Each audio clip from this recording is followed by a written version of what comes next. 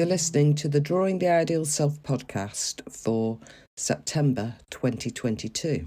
You may notice that my voice is a bit croaky today, and that's because I have had COVID and am now supposedly recovered, but left with a bit of a croak. So apologies for that. So now it's autumn and everything's kind of returning to the normal way of living, with all the routines for school, routines for uni, all kicking in big time. I actually quite like this time of year. It's quite exciting because it's about new starts for me, and I'm always thinking in academic years, even though I don't need to really work in them anymore. However, I thought it'd be useful to put this interview at the start of this term because it's an interview with Sam Beasley. Sam is an educational psychologist who works in the UK in Hampshire, and I know that there are people starting courses in educational psychology, and obviously special needs coordinators and people like that going back to school who might be thinking, okay, so how would an ed psych maybe use PCP in their practice? Okay, let's get on with the interview. So Sam, can you tell us a bit about your career and how you came to this point? Yeah, absolutely. So I studied psychology, an undergraduate degree. I went to Warwick Uni, and after that, I started working as a teaching assistant in a mainstream secondary school in the Midlands. Yeah. Which was just a job I absolutely loved. I was there working with various different children, supporting them in the classroom. And a trainee educational psychologist came to work with a boy that I was supporting. And I don't know if I've ever told you this, but it was a trainee who was at Birmingham University, I think, and he did Drawing the Ideal Self. No, I didn't know that. Yeah.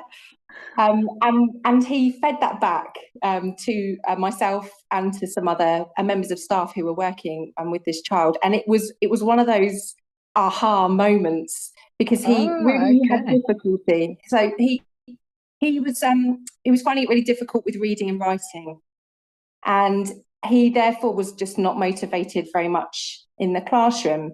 Yeah. And we were finding it difficult to know how to motivate him and how to engage him. And so when the trainee educational psychologist talked us through his drawings, it was just a whole different side of this child that we didn't know about. Okay. No, I didn't know that at all. Yeah. Sounds like a fix now, Sam. I know. But it's funny that was the first time I came into contact with personal construct psychology, was being on that side, having that kind of moment where I was really able to understand a child much better as a result of that tool being used. But another child that I was working with at that school, I was aware was transferring over to a special school. So the child had autism, and he was transferring to a special school for children with social communication difficulties. And I saw a job for a teaching assistant come up there. So I ended up working at that school as a teaching assistant, and then as a higher level teaching assistant for a couple of years. Okay. So it was seeing someone actually do something and explaining what they'd done, and it gave you some kind of an insight to that young person. Absolutely. Yeah, it really changed things. And you could tell it changed things for the child as well. You could tell he had goals in mind. His ideal self was around being a businessman, and he'd drawn himself in a suit with a briefcase, and it gave us a way in. And then I went on to apply to do the educational psychology training after that, because I just thought this is something I would really like to do. And it combined my interest in working in schools with young people, and then my background in psychology. Yeah. Okay. And where did you do your training? I went to Southampton University. Yeah. Okay. So when I was working at the special school, I was in the Midlands, and And therefore getting a place at Southampton University was going to be a big change for me. But you and I had met while I was working at the special school. Yeah. And from that meeting, I ended up doing the PCP foundation course at the Coventry Constructivist Centre. And it just so happened that over the duration of that course was coinciding with me going to interviews for the EP training. Oh, yeah. Being offered a place, but not in the Midlands, down in Southampton. Yeah. And having the realization that I was going to be moving and going to go through quite a big change in my life, all happening at the same time as I was learning about personal construct psychology and having those sessions. So it was certainly a way when I was able to use techniques as well and in practice on the course to reflect on the things that I was going through. Ah, okay. And I suppose anybody who hasn't done the course won't kind of imagine that, but you do a lot of practice using yourself as the sort of tool, if you like, to train. Absolutely. Yeah, and I think that's one of the things people really enjoy about it, that they get to actually do it with a partner and, talk about how it was to both receive and give, if you like, experiencing a technique or an interview or whatever. Yeah. Okay. And Southampton Ed Psych training has always, I think, had some interest in PCP. Absolutely, yeah. It was the time I was there, we had input on PCP from Simon Burnham, and it was then when we got together and put together a chapter for a book that you were putting together at the time, which was around using personal construct psychology in practice with children and adolescents. Yeah. And that really came about because as a trainee educational psychologist, I was wanting to put together a toolkit, essentially, or like a pack of, I suppose you'd say, resources that I could carry around with me, that I could use when I was out and about and working with young people.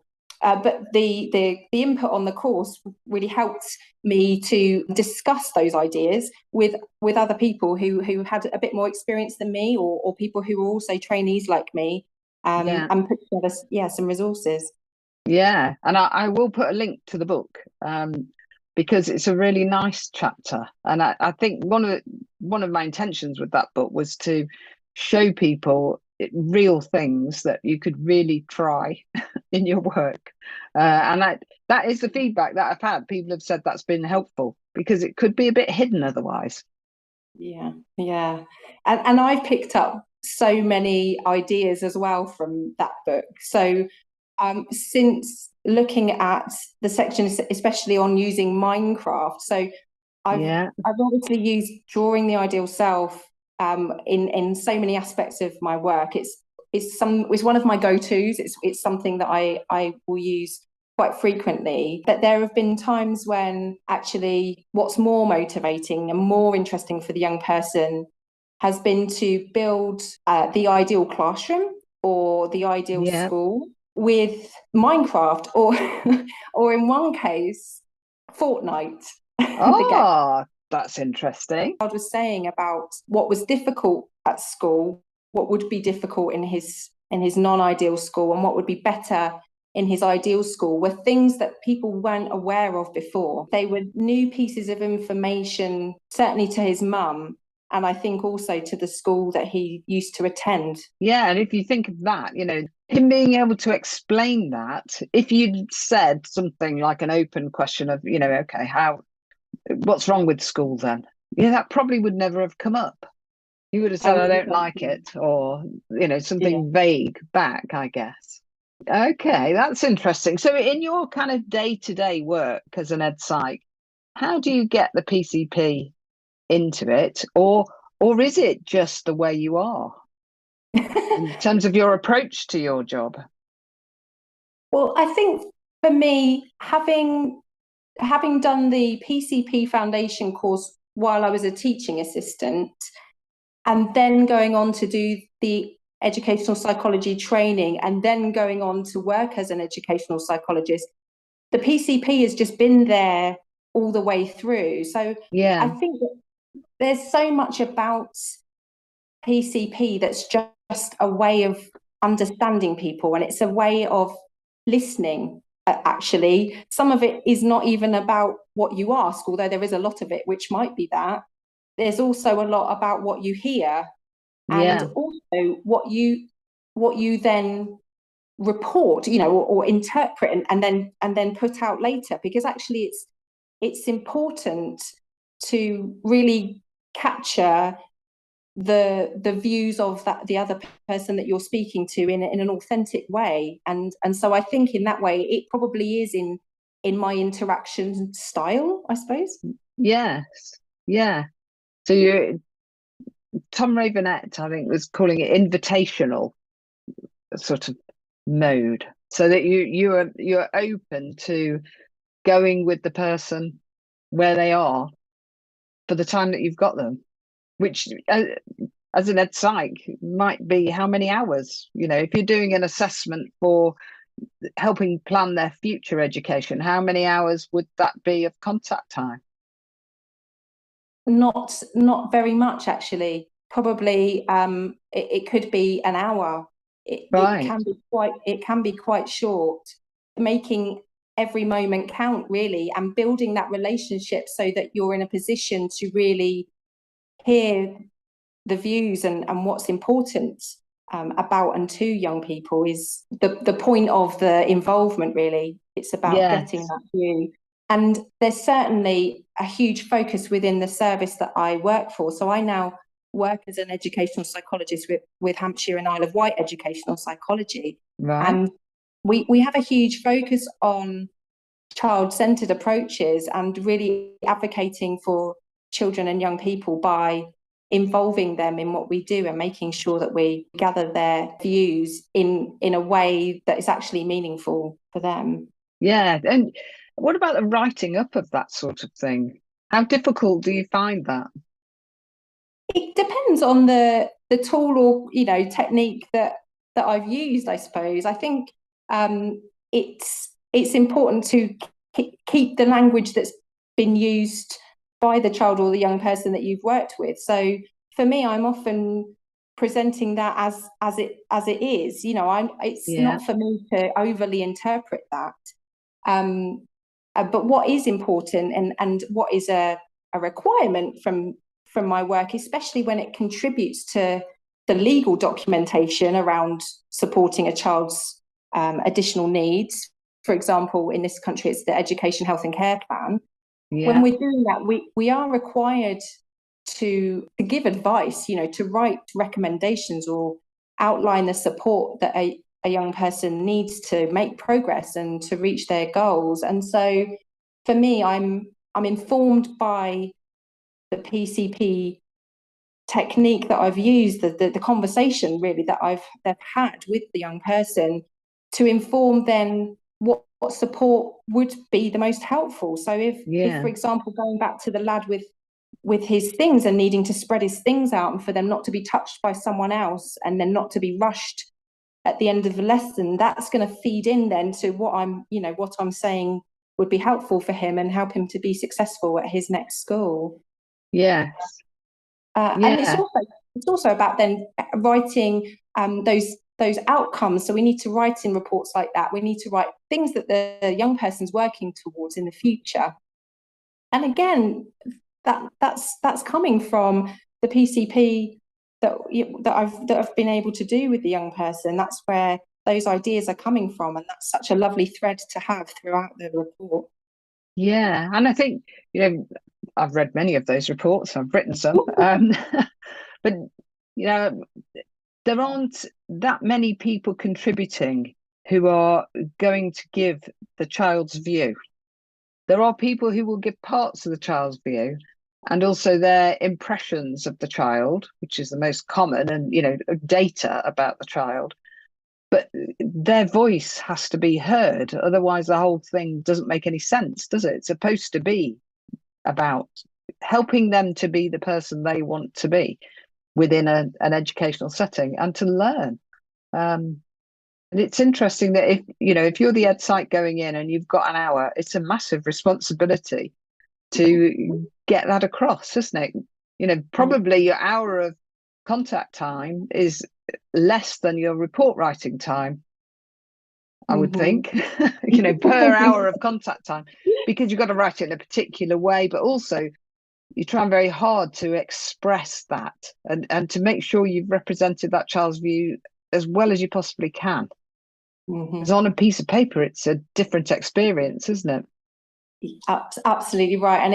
And it's so important. Like I say, it's just the values of being child-centered are just absolutely run through what I'm doing and what we kind of believe in as a profession and as a service for Hampshire and the Isle of Wight as well. So yes, there's a lot of responsibility, but I think for me the value in working around other EPs who use PCP in what they do is huge, because it means that we can discuss these things and share ideas about how to do this. If people have tried out perhaps putting information in a table or attaching a picture, whether that's in the middle of a report or whether it's, however it's described, some descriptions of what we've done, trying to make sure it's clear how we've got the information that we have as well. Those are things that we can talk about together, which is why it's great working in the service that I am, and also having studied at Southampton Uni, where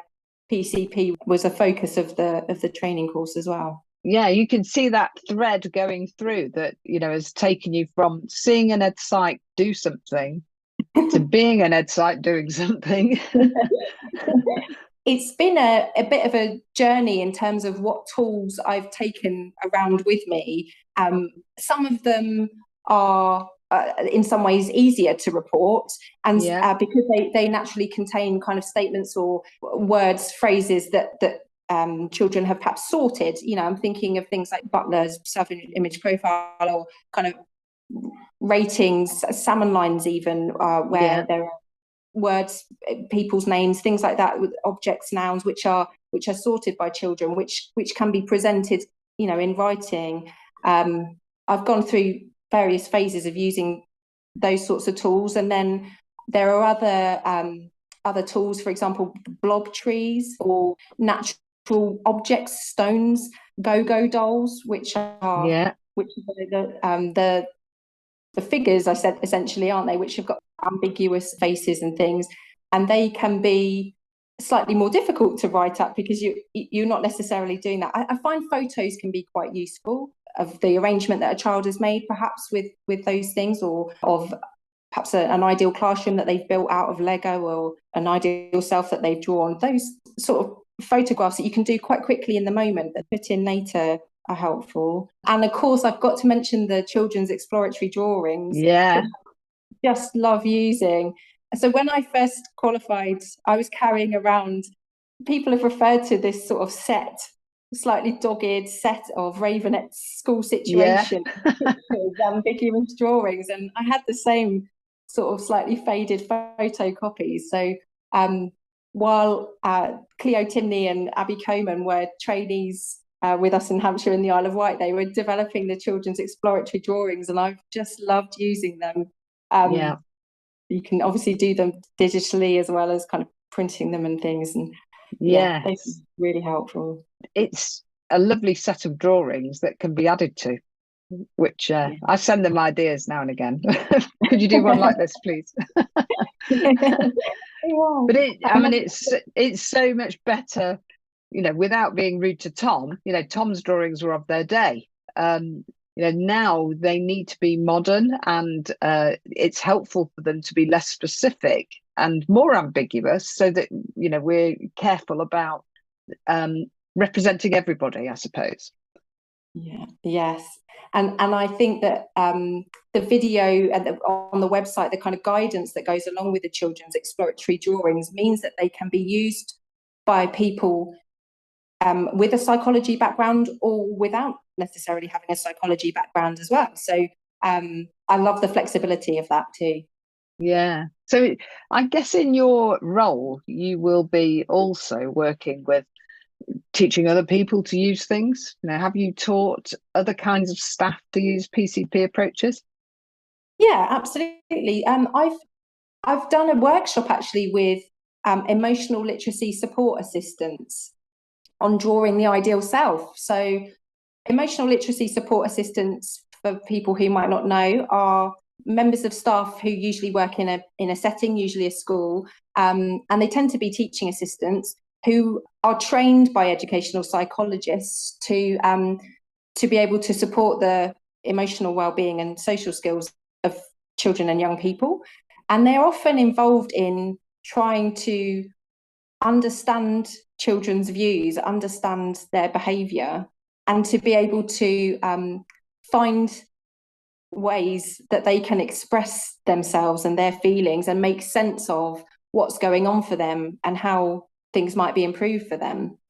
So I was able to do a workshop on drawing the ideal self, and when I was doing that, I presented a photograph. It was a photograph of some boys have kind of a bit in a heap on the floor, smiling and sort of, you know, in some sort of rough and tumbly type situation. And I asked the room, I think there were about 50 Elsas in the workshop, to share some ideas with me about what they thought was going on in the picture, or, you know, what words came to mind when they saw the photo. And some of them essentially felt that the situation was a good one, that it was play, that it was good, that it was fun.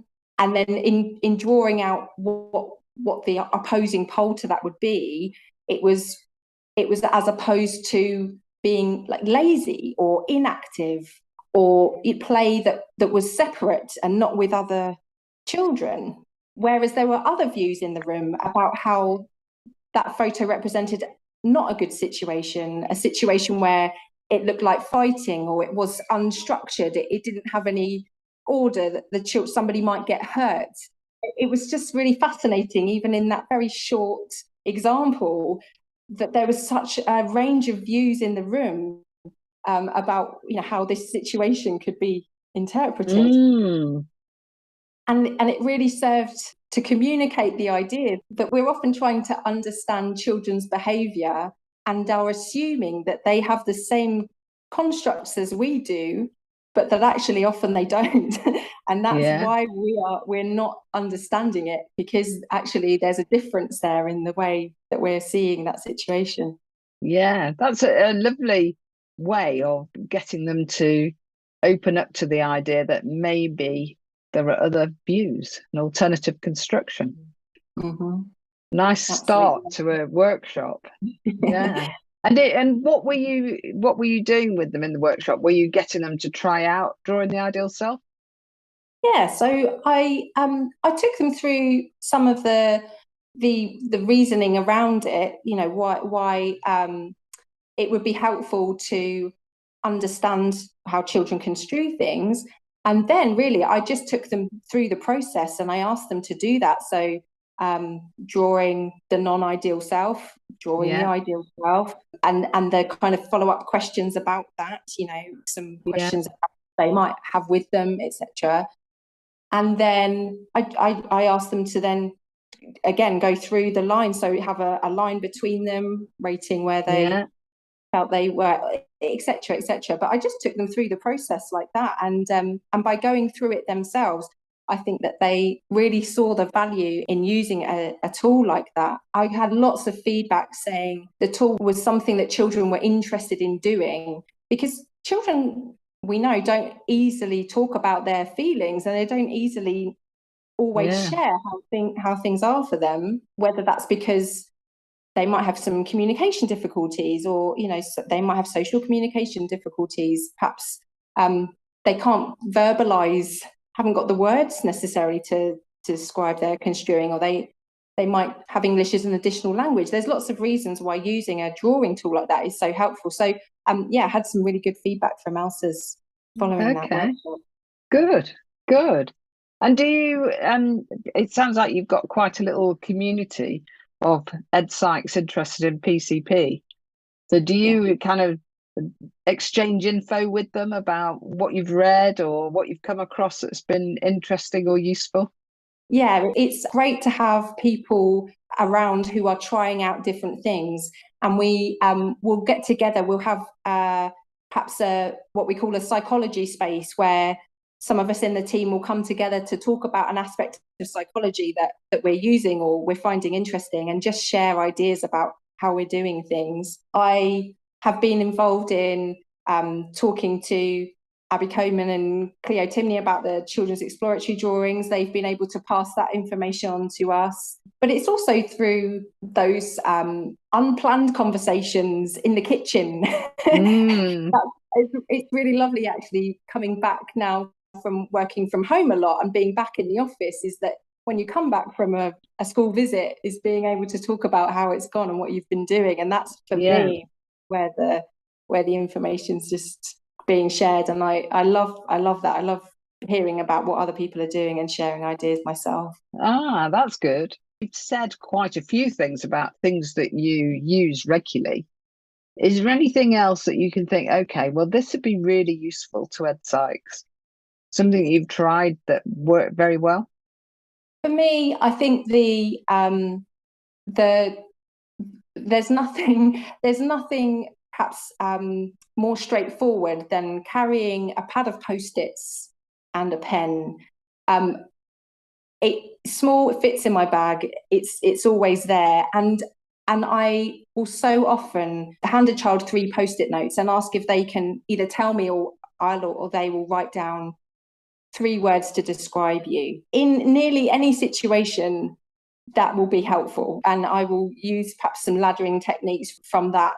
But just for me, knowing that the Post-its are there in my bag means that I feel prepared for most situations that I go in. And also, I think the other perhaps tool that I take with me is not necessarily restricting the use of PCP to just the children and young people themselves, but it's also when I'm talking to parents or perhaps teachers or other support staff in schools. We work with children's homes as well, children's home staff, and actually sometimes it's about eliciting constructs from the adults about how they are construing the situation, and pulling out some really useful understanding, not just with the children but with adults as well. So in your conversations with adults about children, you're able to get a kind of explore some of their construing in order to do what? Are you trying to shed light on something that could be affecting the child? Yeah, sometimes it's about also understanding that referral in the first place. And I know that this is something that's been written about as well. I know Tom Ravenet's written about it in terms of understanding why whatever's happening that you've been asked to help with is a problem in the first place. Because sometimes that's what's needed, is just actually more understanding of the problem itself. And when people can really understand what the problem is, they often can find ways of solving it. But what the barrier may have been is actually not really understanding what the problem is to start with. Does that make sense? Yes. And I don't know if you have this experience, but often if I went into a classroom and observed, I would see at least 3 other children doing either the same or worse, and think, what is it about that one then? Why that child is referred? And that story is very interesting, isn't it, to try and get to the bottom of? This is not my question. I've definitely heard this from someone else, but what are they not doing by doing what they're doing?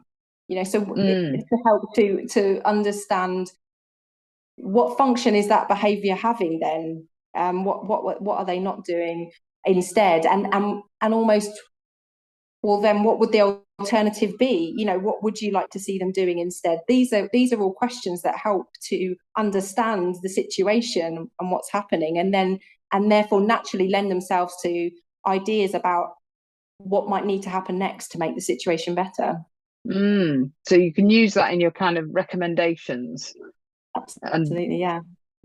And have you found that sometimes your recommendations aren't welcomed? Or maybe people are too polite. Like I said before, I'm really trying to base those on what people are saying to me.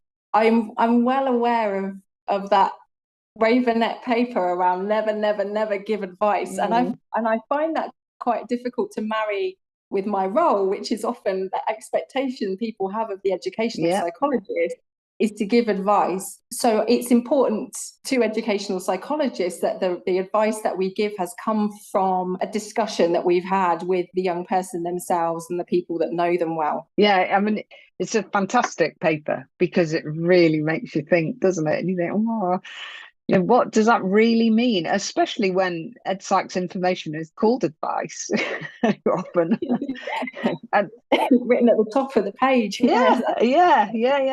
So, but what you're giving, by the sounds of it, is advice that's credible and based on actually what people have said, not your suppositions about what they might have meant. And there will often be tweaks to things that are already happening, for example. So they are hopefully easy to implement. You know, they're not completely different new things that are going to take lots of time, but they are perhaps just small tweaks to what people are already doing to support children and young people.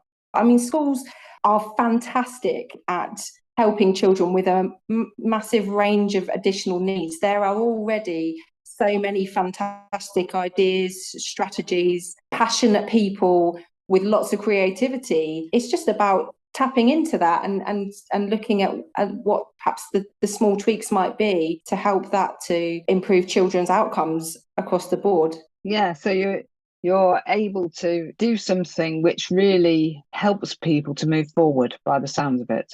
And so they're not as stuck in, I suppose, the trap they were in of everything kind of being the same and not being able to get on. So the child can move on, the teacher can move on, the parents can move on. And that's so important, isn't it? I think it's also a kind of hopeful thing, an EdPsych role, that you never give up as an EdPsych, do you? You never think people can't be educated. That's so at the core of what we do. Ultimately, when people ask me what an educational psychologist does, it's about improving outcomes for children. I mean, I think it is a hopeful profession, isn't it? It's a profession that can see a future for a child that maybe at the time of referral nobody could see. You know, everyone was feeling really down about it and couldn't find the way to go that would enable the child to engage. And that's personal construct psychology, isn't it? It's that constructs are changeable, and sometimes not just the young people, but also those working with them, completely understandably can develop a fixed mindset around things, that constructs aren't changeable, that there isn't another way of being and doing things. And really, honestly, I think sometimes it's just about giving enough time, you know, for the problem to be talked about. I think we rush about quite a lot, don't we? And schools and nurseries, colleges are really under a lot of pressure to get lots and lots done in a day. So I really feel that having an amount of time just to sit and think about how things are for perhaps for an individual child, or maybe for a class or a particular group of children, is really all it takes to start to find ways forward. It's just about having the time to think about it. Yeah, absolutely. And would you say, you know, if you were talking to somebody who was starting out on kind of either PCP career or EdPsych career, what kind of suggestions would you make to them for how they might take things forward a bit? Well, this podcast is a fantastic place to start. I think there's so much you can learn about PCP in such a lovely, easy to understand and accessible way. That's good then. I mean, this is going to embarrass you probably, but also a couple of books that you've either written or put together. So the one mentioned about the personal construct psychology in practice with children and adolescents has got some of the tools, but personal construct therapy with children and young people, I think is what it's called. I can't remember. It is again a really accessible text for people who are interested in knowing a bit about the theory, but perhaps don't have the very thick volumes of George Kelly's work to start with. Yeah. But also I would say having the confidence to try things out, try out a few approaches, because as with anything, we use the tools that we enjoy using the most. So it's about finding one that works for you, something that you enjoy doing. And if you're enjoying doing it, then the children that you're working with will enjoy using it as well. Yeah, I mean, there is something about the delivery of something that you feel very comfortable with, isn't there? That it comes out better, whatever that is, your preferred things. Yeah, and what about if people are thinking of being an ed psych, is the Southampton course still a good place to go to develop the PCP and the ed psych? Oh, it's the best. Of course, I'll say it's the best. The Southampton course was fantastic at being able to explore a huge range of techniques in psychology, but supporting us to find what fits with us and what we feel enthusiastic about and fits the values that we have as individuals. Everybody that's coming to the educational psychology training is coming from a range of different experiences that they've had in their lives. We are people, we're humans, and we've all come with our own passions and interests and strengths. So I certainly found the Southampton course to be one which nurtured those individual strengths and helped us to find what works for us when we then qualify as educational psychologists. Well, that's good. Good. And your service, that's a good place to work then. By the sounds of it, if you're interested in PCP, there are people there who are interested in PCP. So, when people are looking to change jobs, might be worth getting in touch with you. We are recruiting, I will say that. We are a lovely bunch. I feel like it's a very sociable service whereby we can share ideas around, but also we nurture strengths and talents. So where people have got particular interests, there is the freedom and flexibility to develop those interests, link up with other educational psychologists who share those interests, and find ways to use that in our work. We have such a broad range of work here. We're very lucky in that we are involved with children from very young, all the way up to 25 in a range of settings. Yeah. And we also work with not just school staff, education setting staff, but other professionals, including social workers. I mentioned we work with groups of parents. We are working with children's home staff, a range of different people. We're therefore able to bring what we enjoy doing and our strengths to our work. We have the flexibility to do that. Okay. Right. Sold it well then, Sam. They'll all be applying now. I love it. I love my job. Okay. Well, is there anything else you'd like to plug or to tell us is happening for you that people could find out about? I'm excited by the work that Elaine Schoen is doing. She's putting together something I think that she's calling the PCP pocketbook. And it will be ideas of how you can use PCP if you've got a minute, an hour, 6 sessions and beyond. I think that will be a really great reference guide for people who are thinking that perhaps they don't have time to do PCP. I think that will be a really, really helpful document. So that would be a place, I think, if people are interested in finding out how they could use PCP in their role, whatever it might be, I think that would be really helpful. Yes, okay. Yeah, I'd best get Elaine on, hadn't I, to talk about that. I really enjoyed listening to her speak when I got a chance to listen to her talking. Yeah, great. Okay, thank you very much. That's been really interesting. And I think what you've been able to do is explain to people what an ed psych might do and how they can use PCP in that approach. And you're working in a service that allows you to work with lots of different people. So that, is a real test of how good the PCP is, if you like. It's been a pleasure to talk about it. Thank you for inviting me on. You're very welcome. I think one of the really interesting things about Sam's story is how it all began with just day-to-day practice. So the Ed Psych was in the school doing a piece of work, and Sam was a part of hearing about that work, and that, in the end, started her journey to becoming an educational psychologist, but also somebody who uses PCP in her everyday practice. And we never know when we're using something in front of someone else what impact it can make. And we also never know when we develop something, so like drawing the ideal self, what effect that might have and how useful or not other people might find it. So I think from my point of view, I think it's always worth giving things a go.